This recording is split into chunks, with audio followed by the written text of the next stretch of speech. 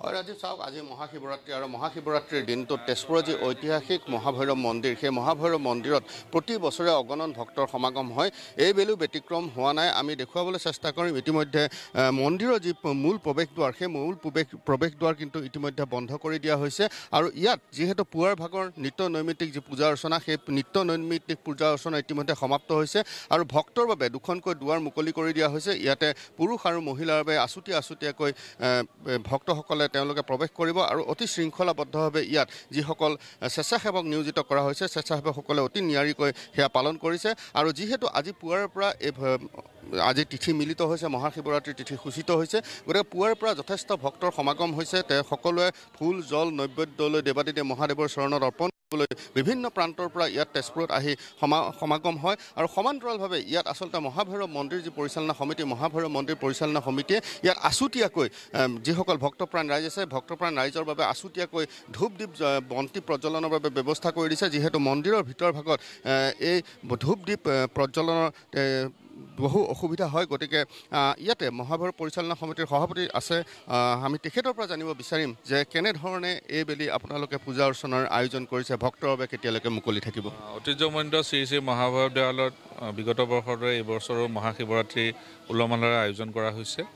আজি পুৱা 9:41 পৰা অহাকালি বৃহস্পতিবাৰে পুৱা 8:29 পবিত্ৰ লগ্ন থাকিব শিৱৰাত্ৰি গতিকে এই সময়খিনিতে যথেষ্ট ভক্তৰ সমাগম হয় আৰু আপোনালোকে দেখিবলৈ পাইছে পুৱাৰ পৰা আজি ভক্তৰ লানি নিচিঙা সোঁত বৈছে আৰু আমি আশাবাদী যে প্ৰায় লাখতকৈ অধিক ভক্তৰ ইয়াত সমাৱেশ হ'ব আৰু মন্দিৰ পৰিচালনা কমিটি এই ক্ষেত্ৰত কোনো ধৰণৰ যাতে ভক্তসকলে বাবাৰ আশীষ গ্ৰহণত অসুবিধাৰ সন্মুখীন নহয় তাৰ কাৰণে আমি বিহিত ব্যৱস্থা লৈছোঁ বিভিন্নটা বিভাগত আমি ভগাই লৈছোঁ যাতে ইয়াত যিহেতুকে প্ৰসাদ বিতৰণৰ পৰা আৰম্ভ কৰি বা সৰ্বাধিক ৰাইজে শৰাই আগবঢ়ায় মূল পূজাভাগ কেতিয়া মূল পূজাভাগ আমি সন্ধিয়া 8:30 বজাত আমাৰ আৰম্ভ হ'ব আৰু 4 প্ৰহৰৰ পূজা হ'ব আৰু পুৱা 4:30-5টা বজাৰ ভিতৰত আমাৰ পূজা শেষ হ'ব ধন্যবাদ জনাইছোঁ আৰু ইতিমধ্যে কোৱা হৈছে যে আজি যিহেতু মহাশিৱৰাত্ৰিৰ তিথি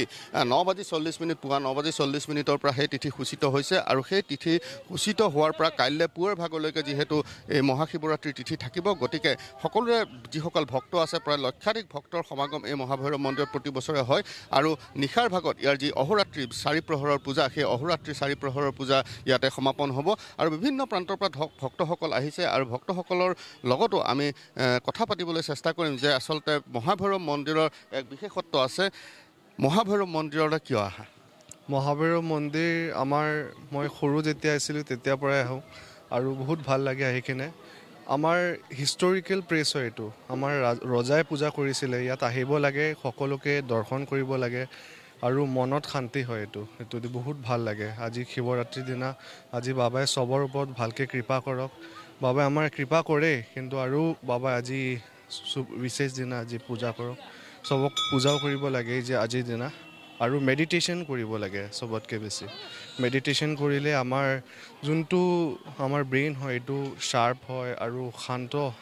শান্ত মনেৰে আমি চব বস্তু ভাবিব পাৰোঁ ধন্যবাদ জনাইছোঁ আৰু দেৱাদিদেৱ মহাদেৱৰ চৰণত সকলোৱে এপাহি পুষ্পাঞ্জলি দিবলৈ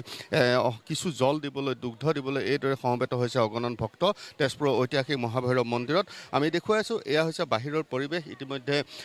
যি ইয়াৰ মূল পূজাৰীয়ে ইতিমধ্যে পূজা অৰ্চনা ইয়াত যিহেতু এই মহাদেৱৰ ইয়াতে এছিয়াৰ দ্বিতীয়টো বৃহৎ শিৱলিংগ ইয়াতে স্থাপন কৰা হৈছিলে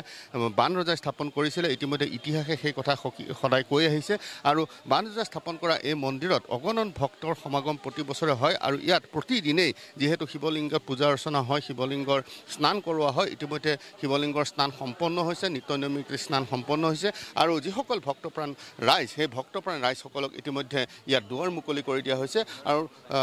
নিশা প্ৰায় 8:30 বজাৰ পৰা ইয়াৰ 4 প্ৰহৰৰ পূজা সম্পন্ন হ'ব তেজপুৰৰ ঐতিহাসিক মহাভৈৰৱ মন্দিৰত